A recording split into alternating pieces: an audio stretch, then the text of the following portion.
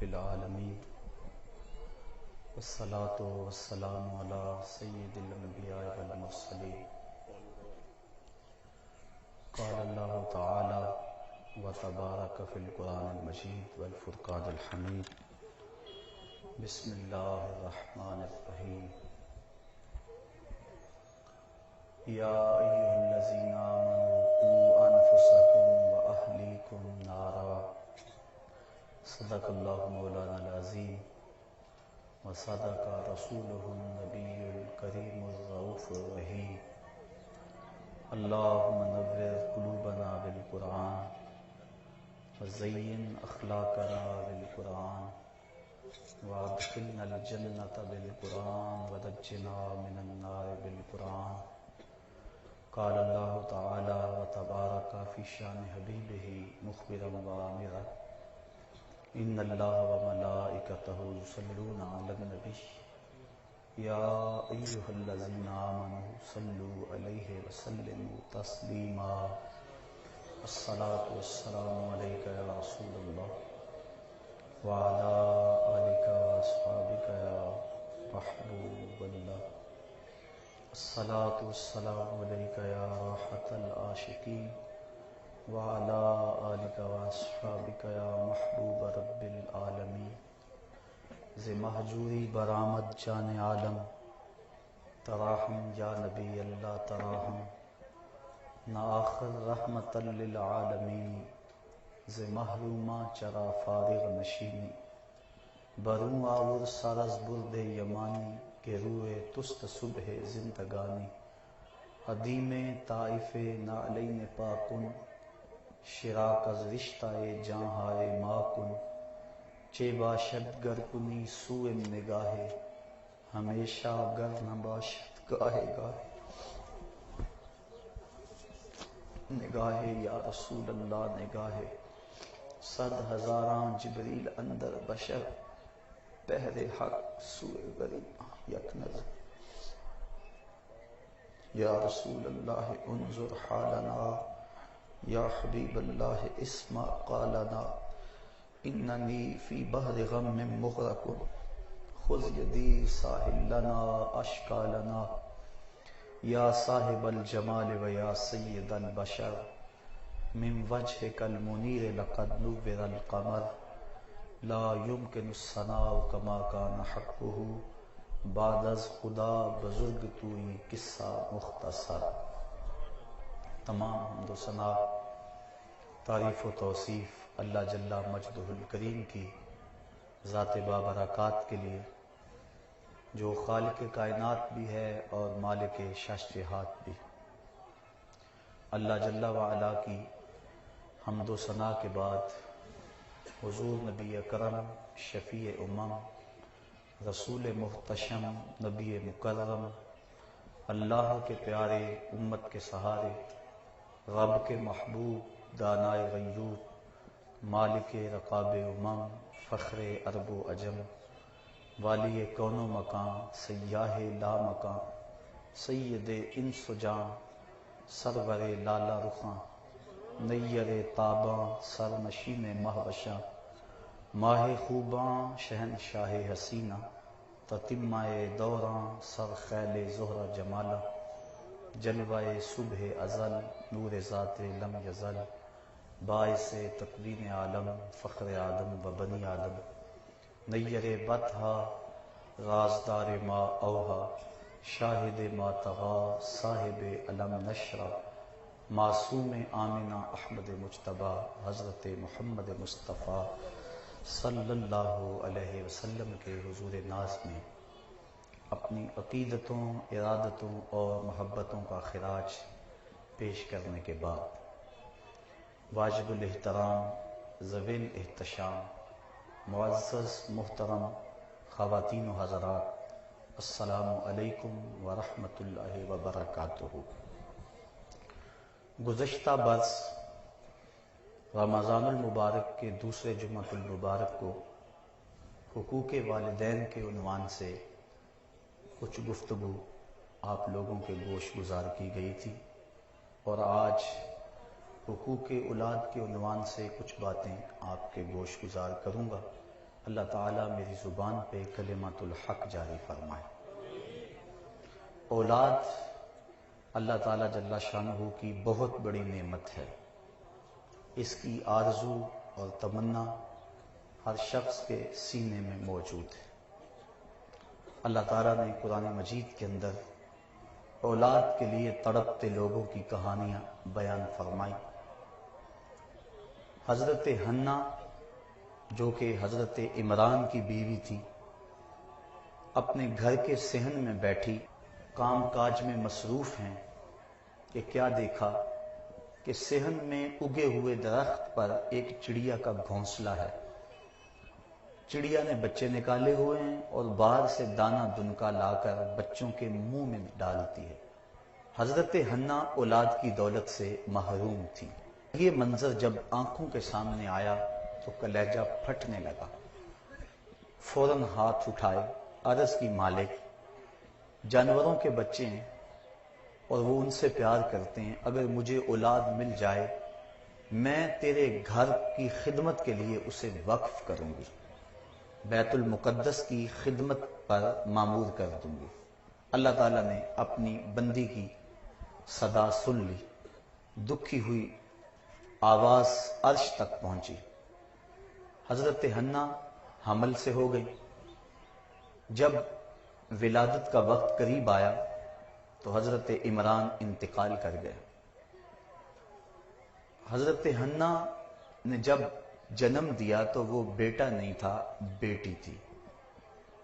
پریشان ہوئی کہ بیت المقدس کے لیے میں اس کو وقف کیسے کروں، وہاں تو مرد ہیں۔ پریشان ہوئی، عرض کی مالک میں نے تیری بارگاہ میں جو نظر مانی تھی میں اس کو کیسے پورا کر سکوں؟ تو کہا حنہ پریشان ہونے کی ضرورت نہیں ہے، ہم نے جو تجھے بیٹی دی اس کا نام مریم رکھا، اور یہ بیٹی ایسی ہے اس جیسے تو بیٹے بھی نہیں ہیں۔ اب حضرت زکریا علیہ السلام جو کہ جلیل القدر نبی ہیں اور رشتے میں حضرت مریم سلام اللہ علیہا کے خالو لگتے ہیں، ان کی کفالت میں حضرت مریم کو دے دیا گیا، اور بیت المقدس کے ایک حجرے میں وہ عبادت میں مصروف ہو گئیں۔ عورت ذات ہیں، حضرت زکریا ان کی حفاظت پہ، ان کی دیکھ بھال کے لیے مامور ہیں۔ جب کہیں جانا ہوتا ہے تو باہر سے دروازہ لگا جاتے ہیں، واپس آ کے دروازہ کھول کے بیٹی کی ضروریات کھانے پینے کی ساری وہاں پہنچاتے ہیں۔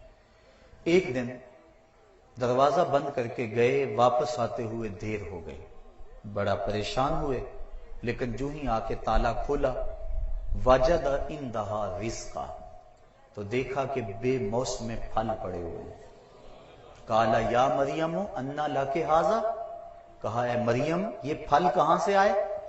کہا یہ پھل مجھے میرے اللہ نے دیے ہیں، اور وہ جس کو چاہے بغیر حساب کی عطا فرماتا۔ حضرت زکریا علیہ السلام کے ہاں بھی دولت اولاد نہیں تھی۔ 99 سال اور ایک روایت میں 120 سال عمر ہو گئی تھی اور ابھی تک اولاد نہیں تھی۔ عمر ایسی تھی کہ اب امید بھی نہیں رہی تھی، لیکن جب حجرہ مریم میں بے موسم پھل دیکھے تو فوراً ہاتھ اٹھا لیے۔ ہنالک دعا زکریا، وہیں ہاتھ اٹھائے اور عرض کی رب ہب لی من لدنک ذریۃ طیبہ، اے اللہ جب تو مریم کو بے موسم پھل دے سکتا ہے، میری عمر کے شجر پہ اولاد کے آنے کا موسم بیت چکا ہے، لیکن اپنی بندی کو بے موسم پھل دینے والے اللہ مجھے بھی اولاد عطا کر دے، ذریت طیبہ عطا کر دے۔ اب جب انہوں نے دعا کی، دل کی اتھا گہرائیوں سے نکلی ہوئی دعا عرش تک جان پہنچی۔ اللہ تعالیٰ جل شانہ نے حضرت زکریا کی دعا کا جواب دیا۔ فنادتہ الملائکہ وہو قائم یصلی فی المحراب، فرشتوں نے ندا دی اس حال میں کہ وہ ابھی اس محراب میں حجرے میں دعا مانگ ہی رہے تھے، ابھی ہاتھ بھی منہ پر نہیں پھیرے تھے۔ تو کیا ندا دی؟ ان اللہ یبشرک بیحییٰ، اے زکریا تمہیں مبارک ہو، ہم تمہیں حضرت یحییٰ کی بشارت عطا کریں۔ تو اولاد کے لیے انبیاء علیہ السلام کی تڑپ ان کی آرزو، ان کی تمنا قرآن مجید کے اندر جا بجا موجود ہے۔ تو اللہ تعالیٰ کی بارگاہ میں اولاد مانگنا، اولاد طلب کرنا، یہ مسنون ہے، انبیاء علیہ السلام کی سنت ہے۔ اولاد کے حقوق کیا ہیں؟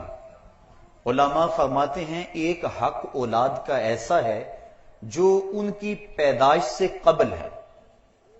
عرب کا ایک بہت بڑا دانشور ابو الاسود الدؤلی ایک دن اپنی اولاد کو کہنے لگا کہ انی احسنت لکم صغارا و کبارا و قبل ان تولدوا، میرے بیٹو میں نے تمہارے اوپر احسان کیے جب تم چھوٹے تھے، جب تم بڑے ہوئے، اور اس وقت بھی میں نے تمہارے اوپر احسان کیا جب تم ابھی پیدا بھی نہیں ہوئے تھے۔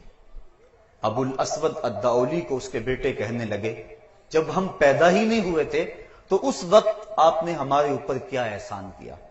تو اس نے کہا میں تمہارے لیے ایسی ماؤں کا انتخاب کیا جن ماؤں کی وجہ سے تمہیں گالی نہیں دی جاتی۔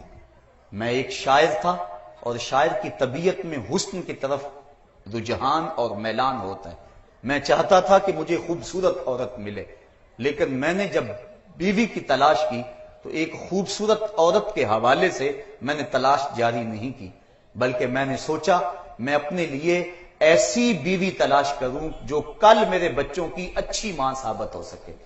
تو میں نے یہ وہ احسان ہے جو تمہارے اوپر تمہارے پیدا ہونے سے قبل کیا ہے، اور میں نے عراق کی بہترین عورتوں سے نکاح کیا تاکہ تمہارے لیے وہ بہترین مائیں ثابت ہوں۔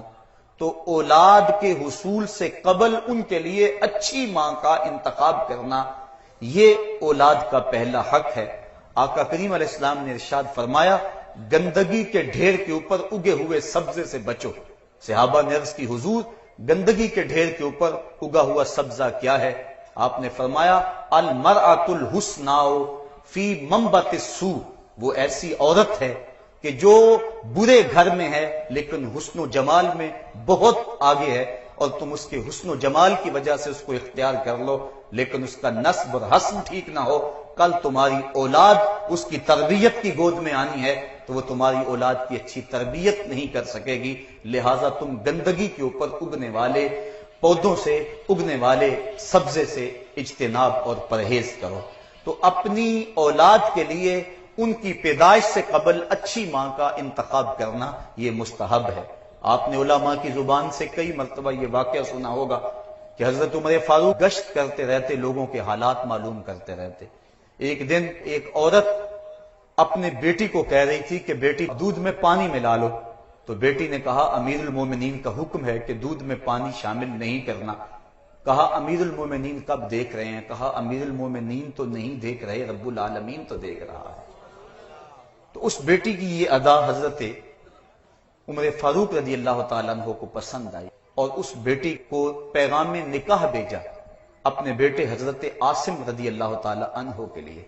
پھر اس خاتون کی شادی حضرت عاصم بن حضرت عمر فاروق رضی اللہ تعالیٰ عنہ سے ہوئی، اور اس سے اللہ نے ان کو ایک بیٹی عطا فرمائی، اور اس بیٹی سے ایک بیٹا ہوا جس کو دنیا حضرت عمر بن عبد العزیز کے نام سے یاد کرتی ہے۔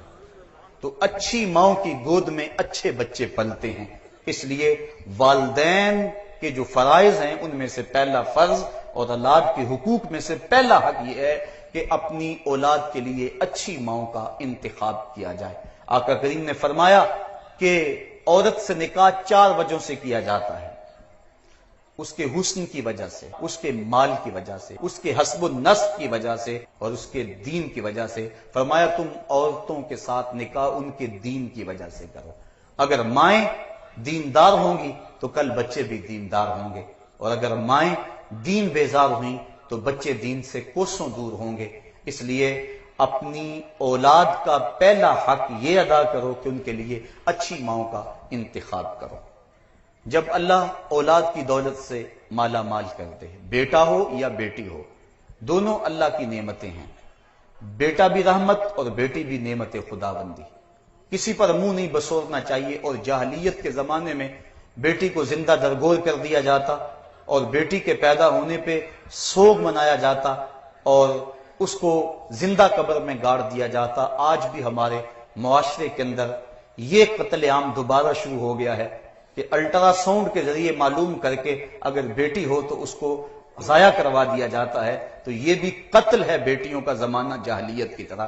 بیٹی ہو یا بیٹا ہو، دونوں اللہ تعالیٰ کی رحمتیں ہیں اور دونوں پر اظہار مسرت کرنا چاہیے، مبارکباد تہنیت کا پیغام دینا چاہیے اور خوشی کا اظہار کرنا چاہیے۔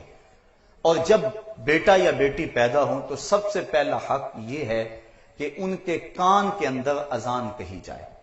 دائیں کان میں اذان کہنا اور بائیں میں اقامت کہنا، نماز والی اذان اور اقامت کہنا، یہ مسنون ہے۔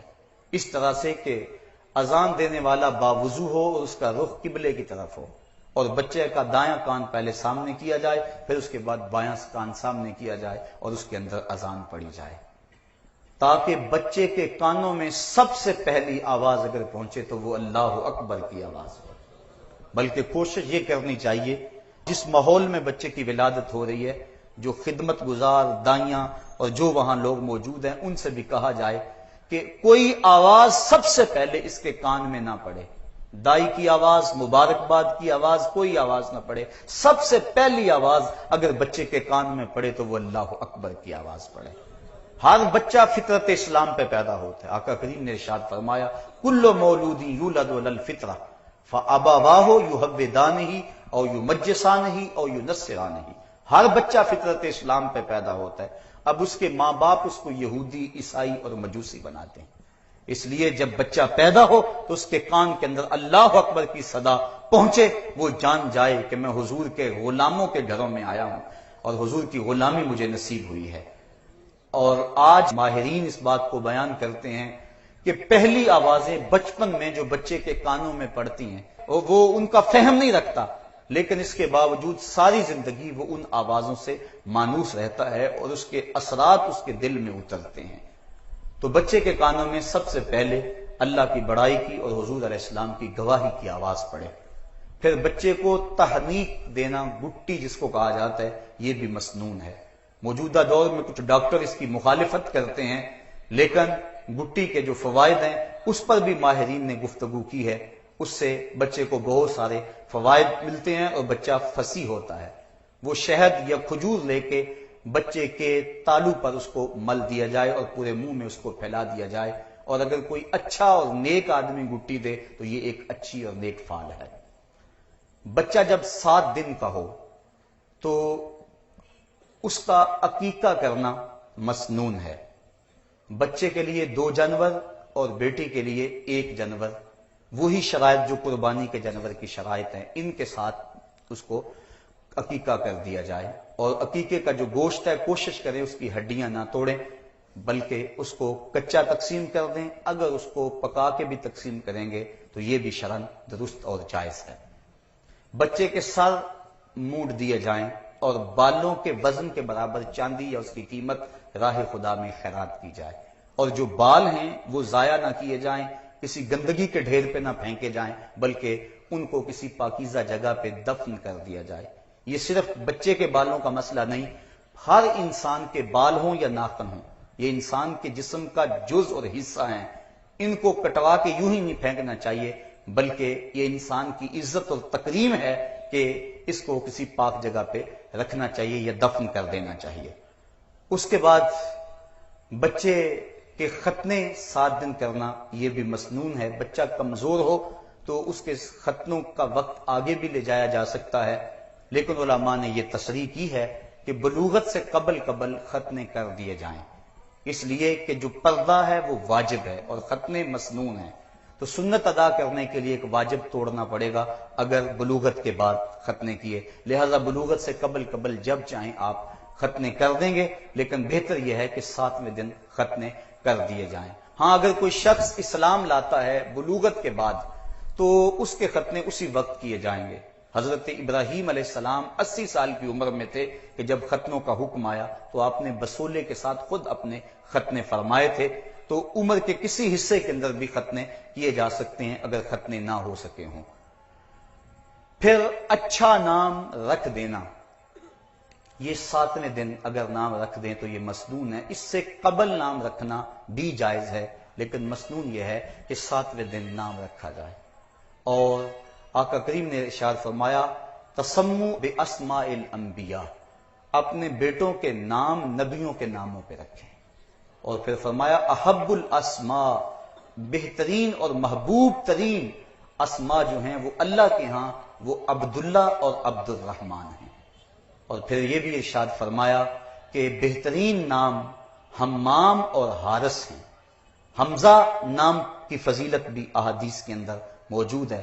اور یہ بھی ارشاد فرمایا تسموا باسمی، میرے نام پہ اپنے بچوں کے نام رکھو۔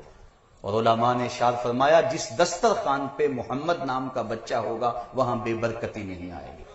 تو جب اللہ اولاد دے تو کسی کا نام حضور کے نام پر محمد یا احمد رکھ دینا چاہیے۔ اور ایک حدیث کے بابرکت کلمات ہیں، آقا کریم نے فرمایا اگر تم اپنے بیٹے کا نام محمد رکھو تو پھر اس کی عزت بھی کرو۔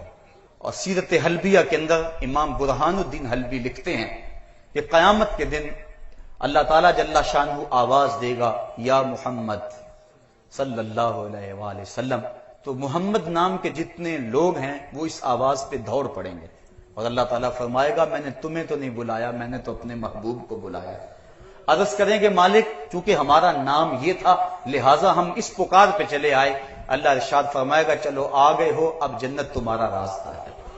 تو اس طرح اپنے بچے کا جو نام ہے وہ بابرکت نام رکھا جائے۔ ان الاسماء تتنزل من السماء، آسمان سے اسماء کی تاثیرات اترتی ہیں۔ آج اس موجودہ دور کے اندر لوگ اس خواہش میں ہوتے ہیں کہ ایسا نام رکھا جائے جو آج تک نہ کسی کا رکھا گیا ہو اور نہ سنا گیا ہو۔ یہ جدت کی خواہش انسان کی فطرت تو ہے، لیکن لوگ اس خواہش کے تحت ایسے ایسے نام رکھ دیتے ہیں کہ جن ناموں کا کوئی معنی اور کوئی مقصد بھی نہیں ہوتا ہے۔ محمل الفاظ بچوں کے نام رکھ دیے جاتے ہیں۔ صحابہ کے نام پہ نام رکھے جائیں، انبیاء علیہ السلام کے ناموں پہ نام رکھے جائیں۔ پھر کچھ ناموں سے منع کیا گیا، جن ناموں میں خود نمائی ہو ان ناموں سے منع فرمایا گیا، جس طرح برہ نام سے حضور نے منع فرمایا۔ اسی طرح جو دشمنان خدا و رسول کے نام ہیں ان ناموں سے منع فرمایا گیا، وہ نام نہ رکھے جائیں۔ ہمارے معاشرے کے اندر کیسر اور پرویز یہ دو نام رکھے جاتے ہیں، حالانکہ یہ وہ بدبخت ہیں، ان میں سے پرویز نے میرے آقا کا خط پھاڑا تھا، اس لیے ایسے اگر نام کسی کے ہیں تو ان کو فوری یہ نام بدل دینے چاہیے اور اللہ اور اس کے رسول کی ناراضگی مول نہیں لینی چاہیے۔ تو اچھے نام رکھنے کی برکتیں یقیناً ظاہر ہوتی ہیں۔ جب بچے کی عمر 7 سال ہو جائے تو آقا کریم نے ارشاد فرمایا کہ مرو اولادکم بالصلاۃ وہم ابناء 7 سنین وَاضْرِبُوهُمْ عَلَيْهَا وَهُمْ أَبْنَاءُ 10 سنین وَفَرِّقُوا بَيْنَهُمْ فِي الْمَضَاجِعِ۔ فرمایا جب تمہارے بچوں کی عمر 7 سال کو پہنچے تو ان کو نماز کی طرف کھینچ کے لے جاؤ، انگلی لگا کر مسجد کا راستہ دکھاؤ، بچیوں کے لیے گھروں میں مصلے بچھواؤ، اور اگر 10 سال کے ہو جائیں اور نماز نہ پڑھیں تو فرمایا ان کو مار کر نماز پڑھاؤ۔ بچے کو دین کے لیے تنبیہ کرنا، اس کو مارنا شریعت نے اس کی اجازت دی ہے۔ والد کو تاکید کی کہ وہ دیوار کے ساتھ کوڑا لٹکا کے رکھے اور بچوں کو اللہ سے ڈرائے۔ یہ جو سکولوں کی دیواروں کے اوپر اب لکھا ہوا ہے کہ مار نہیں پیار، یہ شریعت کی روح کے منافی ہے۔ استاد کی مار کے اندر بھی پیار ہوتا ہے اور بچے کو وہ تہذیب سکھاتا ہے۔ اس طرح تو بچے آوارہ مزاج ہو رہے ہیں، اگر استاد کا یا والدین کا ڈر نہ ہو تو وَاضْرِبُوهُمْ کے لفظ خطبہ حدیث میں موجود ہے کہ ان کو مارو، اور جب وہ 10 سال کے ہو جائیں تو ان کے بستر بھی الگ کر دو، کیونکہ اس وقت وہ بلوغت کے قریب پہنچ جاتے ہیں، لہٰذا اس وقت ان کے بستر الگ الگ کر دیے جائیں تاکہ ممکنہ خرابی سے بچا جا سکے۔ جس طرح بچہ پیدا ہوتا ہے تو سب سے پہلے اس کے کان کے اندر اللہ کی بڑائی کی آواز پہنچانا مسنون ہے، اس طرح جب بچہ بولنے لگے اور اس کی زبان فصیح ہونے لگے تو حدیث میں آتا ہے سب سے پہلے اس کے لبوں پہ لا الہ الا اللہ جاری کرو، وہ سنے تو سب سے پہلے اللہ اکبر کی صدا، اور وہ بولے تو سب سے پہلے لا الہ الا اللہ کی صدا، اور اس کے بعد محمد الرسول اللہ سکھاؤ، اس کے بعد آیت الکرسی سکھاؤ، اس کے بعد سورہ حشر کی آخری 3 آیتیں سکھاؤ، اور پھر اس کے بعد فرمایا علموا رجالکم سورۃ المائدہ وعلموا نساءکم سورۃ النور، اور جو مرد ہیں لڑکے ہیں انہیں سورہ مائدہ سکھاؤ، اور جو لڑکیاں ہیں انہیں سورۃ النور سکھاؤ۔ اور پھر آقا کریم علیہ السلام نے یہ بھی ارشاد فرمایا کہ اپنی اولاد کو کتابت سکھاؤ، علموہ الکتابہ، ان کو کتابت سکھاؤ، لکھنا سکھاؤ، والسباحہ، اور ان کو تیرنا سکھاؤ، والرمایا، اس کو تیر اندازی سکھاؤ، اور ایک روایت میں ہے گھڑ سواری سکھاؤ، ان کو گھوڑے پہ بیٹھ کے سفر کرنا ان کو سکھاؤ، اور فرمایا ان کو سوائے پاکیزہ کے کوئی اور رزق نہ دینا۔ یہ تمہارا تحفہ ہے جو تم اپنی اولاد کو دے سکتے ہو۔ حضرت امام حسن مسجد نبوی میں آئے، کھجوروں کا ڈھیر پڑا ہوا تھا، تو ایک کھجور انہوں نے اٹھا لی، اور صدقے کی کھجوریں تھیں، انہوں نے پکڑ کے اپنے منہ میں ڈال لی۔ آقا کریم حلق میں انگلی ڈال کر اس کھجور کو نکالتے ہوئے کہا کخن کخن، اور یہ تنبیہ کا جملہ ہے، فرمایا ہم صدقہ نہیں کھایا کرتے، تو اولاد کو مشکوک رزق سے بھی اور حرام رزق سے بھی بچایا جائے تاکہ کل وہ اسلام کی خدمت میں وہ اولاد کام آ سکے۔ حضرت ابو درداء کا واقعہ آپ نے کئی بار سنا، علماء بیان فرماتے ہیں کہ صبح فجر کی نماز پڑھتے ہیں تو بھاگ جاتے ہیں۔ ایک دن آقا کریم نے کہا ابو درداء کاہے کی جلدی ہوتی ہے؟ عرض کرتے ہیں حضور ہمارے ہمسایوں کے گھر میں کھجور کا ایک لمبا اونچا درخت ہے جس کا جکاؤ کچھ میرے ویڑے کی طرف ہے، اور آج کل ٹھنڈی ہوائیں مدینے میں صبح سلامی دینے آتی ہیں، کھجوروں کے پکنے کا موسم ہے، کچھ کھجوریں ٹوٹ کے میرے ویڑے میں گر پڑتی ہیں، میں اس لیے جلدی چلا جاتا ہوں کہ بچوں کے اٹھنے سے قبل وہ کھجوریں اٹھا کے ہمسائے کے گھر میں پھینک دو، کہیں میرا بچہ کوئی کھجور اٹھا کے کھا نہ لے۔ اور ہماری سڑک سے گنے کی ٹرالی گزر کر تو دیکھے، ہم کہتے ہیں بڑا دلیر نکلا بچہ، کتنے گنے کھینچ لایا، اس کی حوصلہ شکنی کرنی چاہیے اور اس کے رزق حلال کا اہتمام اور انتظام کرنا چاہیے تاکہ اس کی بہتری ہو۔ بچے کو بہادر اور جرأت مند بنانے کے لیے والدین کو اقدام کرنے چاہیے، اور ایسا کام نہیں کرنا چاہیے جس سے اس کے نفسیات کے اندر بزدلی پیدا ہو۔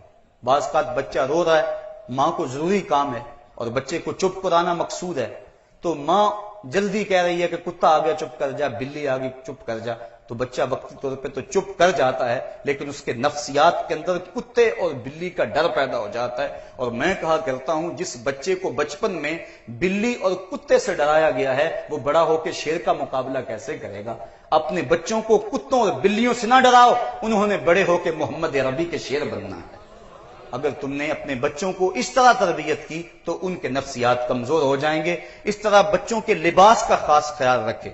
ہر ماں کی خواہش ہے کہ میرا بچہ بڑا خوبصورت نظر آئے، لیکن کیا ہم غیر شرعی لباس پہنا کر ہی اس کو خوبصورتی میں دیکھ سکتے ہیں یا کہ شرعی لباس کا اہتمام کر کے خوبصورتی میں سے دیکھ سکتے ہیں؟ چھوٹے بچوں کو چاندی کے کنگن اور سونے کی انگوٹھیاں وغیرہ پہنانا درست نہیں ہے۔ تحفے کے طور پہ اگر لوگ دیں تو ان کو رکھ لیں، سنبھال لیں، کسی اور مصرف میں لے آئیں، اور بچوں کو چونکہ منع کیا گیا ہے سونا چاندی پہنانا، بچیوں کو پہنائیں اور بچوں کو پہنانے سے گریز کریں، اور ان کا لباس جو ہے اس کے اوپر مختلف جو ہیں وہ تصویریں چھپی ہوئی ہوتی ہیں، جبکہ حدیث میں آتا ہے جس گھر میں جنبی کتا یا تصویر ہو اس گھر میں رحمت کا فرشتہ نہیں آتا۔ اس لیے اس بچے سے رحمت کا فرشتہ دور ہو جائے گا۔ اس کو سادہ لباس پہنائیں، وہ لباس پہنائیں جو اللہ اور اس کے رسول کو پسند ہے، جو پردہ بھی اور زینت بھی ہو اور جس سے حسن بھی جھلکتا ہو، اور ظاہر ہے کہ حضور کے طریقے سے بڑھ کر اور حسن کہاں ہو سکتا ہے۔ اللہ اکبر۔ اپنی اولاد کو دین سکھائیں۔ آقا کریم علیہ السلام نے ارشاد فرمایا ادبوا اولادکم ثلاث خصال، اپنی اولاد کو 3 چیزیں سکھاؤ۔ کون کون سی؟ حب نبیکم، ایک اپنے نبی کا پیار سکھاؤ، یہ وہ تحفہ ہے جو تم اپنی اولاد کو دے سکتے ہو۔ اب اپنی اولاد کے سینے میں حضور کا پیار کیسے ڈالو گے؟ اپنے گھروں میں حضور کے ذکر کی مجلسیں منعقد کرو، محافل میلاد کا انعقاد کرو، کھانا کھانے بیٹھو، کم از کم پیر کے دن کھانا کھانے سے قبل درود کی مجلس سجا لو اور آقا کریم پر درود پڑھو، اور اس کے بعد کھانا کھلاؤ۔ بچوں کے دل میں صاحب درود سے پیار پیدا ہو جائے گا۔ تو یہ والدین کی کوشش اور ذمہ داری ہے کہ وہ اپنے اولاد کے دل میں حضور کا پیار بٹھائے۔ وحب اہل بیت ہی، اور حضور علیہ الصلوۃ والسلام کے اہل بیت کا پیار بچوں کے سینے میں ڈالا جائے، یہ سکھایا جائے۔ اولاد کا حق ہے والدین کے ذمے، تو وہ کس طرح ہوگا کہ اہل بیت رسول کے مناقب بیان کیے جائیں، ان کے فضائل بیان کیے جائیں۔ کتب صحاح میں اور جتنی بھی احادیث کی کتب موجود ہیں ان میں جہاں باقی چیزیں، مسائل، شریعت کے معاملات، حلال و حرام بیان کیے گئے ہیں، وہاں اہل بیت، صحابہ رضوان اللہ علیہم اجمعین اور اچھے لوگوں کے فضائل، انبیاء کے فضائل بیان کیے گئے ہیں، اور کسی چیز کا تذکرہ محبت سے ہو تو بندے کا اس کی سمت میلان ہو جاتا ہے۔ تیسرا حق، اس کو قرآن کی تلاوت کرنا سکھاؤ۔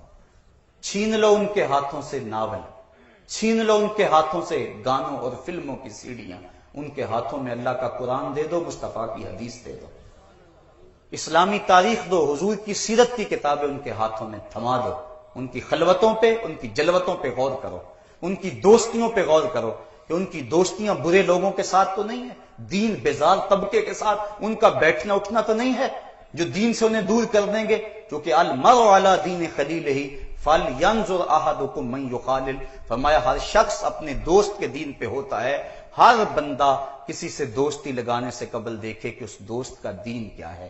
تو اپنے بچوں کی دوستیوں پہ نظر رکھو اور اچھے لوگوں کی صحبت میں بٹھاؤ، بالخصوص جو باعمل علماء ہیں، اگر ان کی صحبت مل جائے تو وہ کبریت احمر یعنی سرخ گندک کی طرح ہے، ان کی صحبت میں تمہاری اولاد بیٹھے گی تو دین کا رنگ چڑھے گا، اور وہ اللہ اس کے رسول کے مطیع اور فرما بردار ہوں گے، تمہارے بھی فرما بردار ہوں گے۔ اس لیے فرمایا اپنی اولاد کو قرآن مجید کی تلاوت سکھاؤ، یہ وہ تحفہ ہے جو تم اپنی اولاد کو دے کے جا سکتے ہو، اور اگر تم نے اپنی اولاد کو یہ نہیں دیا تو کیا دیا؟ حضور علیہ السلام نے ارشاد فرمایا کہ اپنی اولاد کو ادب کی ایک بات سکھانا، ایک سا یعنی 4.5 سیر غلہ اللہ کی راہ میں خیرات کرنے سے زیادہ فضیلت والی بات ہے۔ نوافل کے اندر مشغول ہونے سے بہتر یہ ہے کہ اولاد کی اچھی تربیت کی جائے، اولاد کی اچھی تربیت کرنا یہ زیادہ بہتر ہے، اور کل قیامت کے دن اولاد کے بارے میں بندے سے پوچھا جائے گا۔ یہاں فرمایا گیا قو انفسکم واہلیکم نارا، خود بھی اور اپنے اہل خانہ کو بھی جہنم کی آگ سے بچا لو۔ کل قیامت کے دن اولاد کے بارے میں والد کو پوچھا جائے گا، والدہ کو پوچھا جائے گا، اور اس حوالے سے ایک اور اہم بات ہے، اور وہ یہ کہ والد اور والدہ دونوں مل کر بچے کی تربیت کو ادا کرتے ہیں، اس کی تربیت میں حصہ لیتے ہیں، لیکن سب سے زیادہ حصہ بچے کی تربیت کے اندر ماں کا ہے۔ اگر ماں بچے کی تربیت نہ کرنا چاہے تو باپ جو مرضی کرے تو کبھی بھی بچے کی تربیت نہیں ہو سکتی۔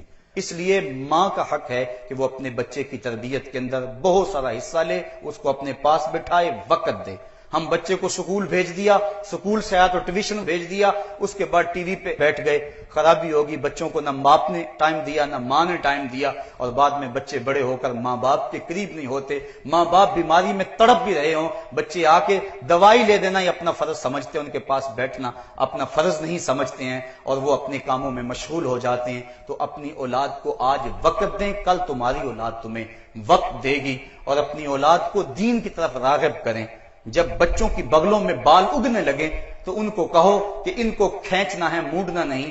عموماً اس وقت پتہ چلتا ہے جب بندہ موڑ چکا ہو، جبکہ حدیث کے اندر نتف الابط کے لفظ ہیں کہ بال کھینچنا جو ہے وہ مسنون ہے، اور کھینچنے سے چند بار کھینچنے سے یہ بال ویسے ہی جو ہے وہ ختم ہو جاتے ہیں۔ تو ان کو ترغیب دیں، جب بچے کی داڑھی کا خط آنے لگے تو اسے ترغیب دیں کہ یہ اللہ کے رسول کی سنت ہے، اس کا قتل نہیں کرنا۔ وہ بدقسمت مائیں ہیں جو بیٹوں کو کہتے ہیں کہ بیٹا ابھی تیری عمر داڑھی کی نہیں ہے، اگر داڑھی کی عمر نہیں ہے تو آئی کیسے ہے؟ بلکہ بیٹے کو ترغیب دے، اس کو سنت امامہ سجانے کا کہے، اس کی پیشانی چوم کر جو ہے کہے کہ بیٹا تیرا یہ حلیہ مجھے بھی پسند ہے، اللہ اور اس کے رسول کو بھی پسند ہے۔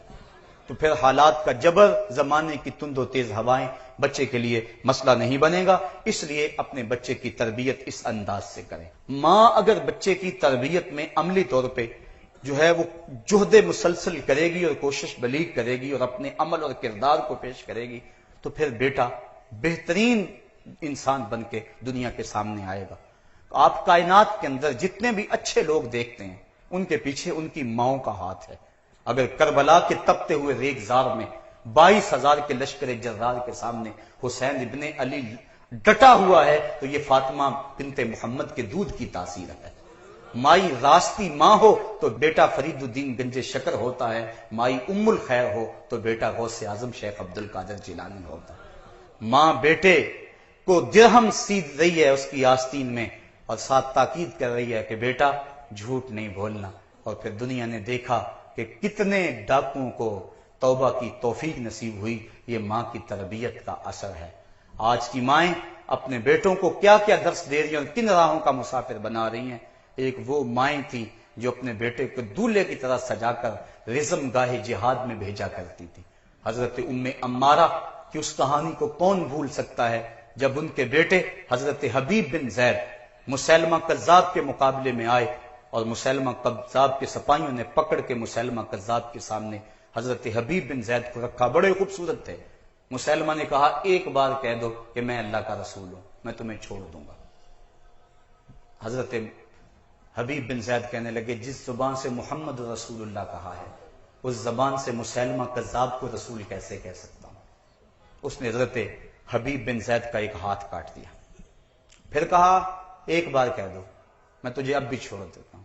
کہا میں نے پہلے نہیں کہا مومن کی تو ایک زبان ہوتی ہے، جب میں نے کہا ہے محمد رسول اللہ تو پھر کیسے میں اب مسیلمہ کذاب کو رسول کہہ سکتا ہوں۔ اس نے دوسرا ہاتھ کاٹ دیا، پھر کہا اب بھی کہہ دو۔ کہا میں نے ایک بار نہیں کہا، اس نے پاؤں کاٹ دیا، پھر دوسرا پاؤں کاٹ دیا، پھر آنکھوں میں نیزے چبھوئے، ناک کاٹ دی، کان کاٹ دی، جس طرح بکری کی کھال ادھیڑتے ہیں اس طرح کھال ادھیڑی۔ جب حضرت حبیب بن زید شہید ہو گئے، یہ بڑی دردناک کہانی تھی ان کی شہادت کی، کسی نے ان کی ماں ام عمارہ کو آ کے بتایا، کہا تیرے بیٹے کو اس دردناک انداز میں شہید کیا گیا، پہلے ہاتھ کاٹے گئے، پھر پاؤں کاٹے گئے، پھر نیزے چبھوئے گئے آنکھوں میں، کان کاٹے، ناک کاٹا، بکری کی طرح کھال ادھیڑی، دھوپ میں تڑپنے کے لیے چھوڑا، تو اس طرح تیرے بیٹے کو شہید کیا گیا۔ حضرت ام عمارہ کے چہرے پہ تمانیت کا نور جھلکنے لگا اور کہنے لگے لہذا الیوم ارداتہ، میں نے اسی دن کے لیے تو اپنے بیٹے کو دودھ پلایا تھا، آج مجھے پتا چل گیا کہ میرا بیٹا جو ہے وہ بامراد اور کامیاب ہوا ہے، مجھے اپنے دودھ کی تاثیر کا علم ہو گیا۔ یہ تھی وہ مائیں۔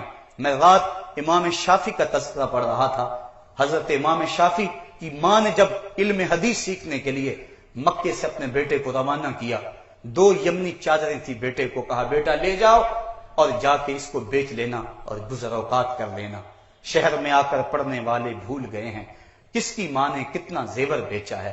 وہ 2 چادریں دے دی۔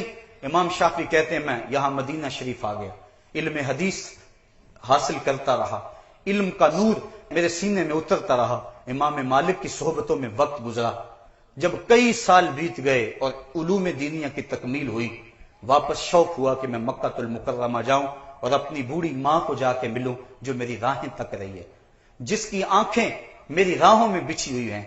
کہتے جب میں نکلا تو لوگوں نے مجھے بڑے ہدایا دیے، یہاں تک کہ کئی اونٹ کپڑوں سے بھر گئے، کئی اونٹوں پر غلہ لد گیا، کئی اونٹوں پہ اشرفیاں تھیں، اور میں پوری شان کے ساتھ مکہ المکرمہ کی طرف روانہ ہوں۔ جب میں مکہ کے قریب آیا، جوں میری سواری مکہ المکرمہ کے قریب آتی چلی جا رہی ہے، دل کی دھڑکن تیز ہوتی چلی جا رہی ہے۔ بوڑھی ماں میرا کیسے انتظار کر رہی ہوگی اور زندگی کے کتنے سال میری ماں نے میری جدائی میں کاٹے ہیں، میں ماں سے ملوں گا کیا عالم ہوگا۔ امام شافعی کہتے ہیں جب میں ابھی شہر مکہ سے باہر ہی تھا، دیکھا کہ میری ماں، میری خالہ اور 10-12 عورتیں مکے سے باہر میرے استقبال کے لیے کھڑی ہیں۔ جب میں نے ماں کو دیکھا فوراً میں نے چھلانگ لگائی اونٹ سے اور نیچے اترا، ماں کی قدم بوسی کی، ماں نے مجھے اپنی باہوں میں لے لیا، سر سے لے کر پاؤں تک مجھے چوما، میرے بدن کے اوپر ہاتھ پھیرا، اور پھر اس کے بعد میری خالہ نے مجھے پیار کیا۔ میری ماں ایک سمت ایک ریت کے ٹیلے پہ بیٹھ گئی، مجھے اپنی ماں کے چہرے پہ افسردگی نظر آئی۔ میں نے کہا امی کیا بات ہے کہ تمہارے چہرے پہ افسردگی ہے؟ میری ماں کہنے لگی بیٹا شافی، میں نے جب تجھے گھر سے رخصت کیا تھا تو 2 یمنی چادریں کل اثاثہ تھی میرا، میں نے وہ تجھے دیا تھا، میرا خیال تھا تو اللہ کے رسول کی حدیث کا نور لے کے سینے میں واپس پلٹے گا۔ میں یہ کیا اونٹ دیکھ رہی ہوں جس کے اوپر غلہ لدا ہوا ہے، جس کے اوپر پالچے لدے ہوئے ہیں، جس کے اوپر جو ہے وہ اشرفیاں لدی ہوئی ہیں۔ میں نے تجھے دنیا دار بنانے کے لیے تو نہیں بھیجا تھا، میں نے تجھے محمد عربی کا غلام بنانے کے لیے بھیجا تھا۔ امام شافعی کہتے ہیں جب میں نے اپنی ماں کی یہ تڑپ دیکھی میں نے کہا امی بتاؤ میں کیا کروں؟ کہا جو بھوکے ہیں انہیں غلہ دے دو، جو ننگے ہیں انہیں کپڑے دے دو، جو پیادہ ہیں انہیں سواریاں دے دو۔ کہتے میں نے وہیں کھڑے کھڑے سب کچھ لٹا دیا۔ اس کے بعد میں ماں کے ساتھ چل دیا، راستے میں میرا کوڑا گرا، ایک لونڈی نے اٹھا کے مجھے دیا، میری جیب میں صرف 15 درہم رہ گئے تھے، میں نے 5 درہم اس کو دیے۔ میری ماں نے کہا شافی اب بھی تیرے پاس پیسے موجود ہیں؟ میں نے کہا امی 15 درہم، میں کہا دے دو، میں نے وہ 15 درہم اس کو دے دیے۔ امام شافی فرماتے ہیں کہ جب میں جا کے اس جھونپڑے میں پہنچا جس جھونپڑے سے میں 2 یمنی چادریں لے کے رخصت ہوا تھا، تو میری ماں نے ان ریت کے ذروں پہ پیشانی رکھ دی۔ کہا اے اللہ، میں نے اپنے بیٹے شافی کو تیرے دین کے لیے وقف کیا تھا، میرے پاس 2 چادریں میری زندگی کا کل سرمایہ اور اثاثہ تھا، بیوہ عورت کے پاس یہی کل کائنات تھی، میں نے تیری راہ میں لٹا دی۔ اے اللہ، اب شافی پلٹا ہے تو اس کے پاس کوئی چیز موجود نہیں ہے، ہاں تیرے محبوب کی حدیث کا نور اس کے سینے کے اندر بھرا ہوا ہے۔ اے اللہ، اس شافی کو قبول کر لے اور اس کو دین کی خدمت کی توفیق عطا کر دے۔ امام شافی کہتے ہیں میں جو کچھ بھی ہوں ماں کی دعاؤں کا روت ہوں، میری زندگی تیرے پیار کا انعام ہی تو ہے۔ تو صاحبو، وہ لوگ جنہوں نے اپنی زندگی کے شب و روز ان راہوں پہ گزارے اور اپنی اولاد کی اچھی تربیت کی، وہی لوگ کامیاب اور بامراد ہیں۔ آؤ اپنی اولاد سے ہمدردی یہ ہے کہ انہیں جہنم کے شعلوں سے بچایا جائے۔ اولاد کے لیے ماں باپ کیا نہیں کرتے، سب کچھ بیچ ڈال دیتے ہیں کہ اس کا مستقبل ٹھیک ہو جائے، یہ ڈاکٹر بن جائے، یہ انجینئر بن جائے، اپنے سارے اثاثے بیچ دیتے ہیں تاکہ اس کا مستقبل ٹھیک ہو جائے۔ کس مستقبل کی بات کر رہے ہو؟ جو 10 15 20 سال کا ہے؟ 45 سال تو ایوریج زندگی ماہرین نے نکالی ہے، 50 سال لگا لو، 30 سال تک پڑھتے پڑھتے گزر گئی، باقی 20 سال بچے، اس کو مستقبل کہہ رہے ہو، اور اس کے لیے سب کچھ بیچ دیا، سب کچھ لٹا دیا اس مستقبل کے لیے۔ تو جو مستقبل نہ ختم ہونے والا ہے، جس مستقبل کی کوئی نقطہ انجام ہی جس کا نہیں ہے، تو اس کے لیے بھی اپنی اولاد کو کیا تم نے کچھ دیا؟ اس کو نیکی کی راہوں پہ ڈالا؟ کیا وہ اولاد اگر حرام کماتی ہے تو جہنم کی آگ میں نہیں جلے گی؟ اگر نماز چھوڑتی ہے تو اللہ کے قہر و غضب کی وہ اولاد مستحق نہیں ہوگی؟ تو اپنی اولاد کے اصلی مستقبل کے لیے تگ و تاز کرو اور اپنی اولاد کو دین کی راہوں پہ ڈالو، ان کی انگلی پکڑ کے انہیں مسجد کا گھر دکھاؤ، اپنے گھروں میں مصلی بچھاؤ، سحری کے وقت اٹھ کے نوافل پڑھو، تاکہ تمہاری اولاد کو تمہیں دیکھ دیکھ کے دین کی راہیں ملیں اور وہ دین کی سمت آ جائیں، ان کی زندگی کے اندر قرآن کا نور آ جائے، ان کی زندگی کے اندر اسلام کی بہاریں آ جائیں۔ وہ مائیں جو اپنی اولادوں کی تربیت دین کے مطابق کرتی تھی، آج ان ماؤں کے نام ہی روشن ہیں، ماؤں کے نام ہی زندہ ہیں، اور جنہوں نے اپنی اولادوں کو خوبصورتی میں دیکھنا تو چاہا لیکن ان کو دین نہ دیا، تو مرنے کے بعد وہ بیٹے تو ان کے لیے ہاتھ دعا کا بھی نہیں اٹھا سکتے ہیں۔ آئیے میں اور آپ اپنی اولادوں کو دین کا مسافر بنائیں، یہی کامیابی ہے، یہی بامرادی ہے۔ اللہ مجھے آپ کو اپنی راہوں کا مسافر رکھے، دنیا آخرت کی بہتریاں ہمارا مقدور کرے۔ ادارۃ المصطفیٰ پاکستان لوہیاں والا کی جانب سے سلسلہ درس قرآن کا ملک کے طول و عرض کے اندر تقریباً 60 مقامات پہ جاری و ساری ہے۔ اپنی اولادوں کو، اپنے بچوں کو دروس قرآن کے اس پھیلے ہوئے وسیع سلسلے کے اندر منسلک کریں تاکہ وہ قرآن کے نور سے آگہی حاصل کریں۔ آپ خود بھی آئیں، جمعات المبارک کے نور برساتے لمحوں کے اندر اپنی اولادوں کو ساتھ لے کر آئیں اور ان کو دین کی راہوں کا مسافر بنائیں۔ اللہ مجھے آپ کو اپنی راہوں کا مسافر بنائے، ہمیں اپنی اولادوں کی دین کے مطابق تربیت کرنے کی توفیق نصیب فرمائے۔ وآخر دعوانا ان الحمدللہ رب العالمین۔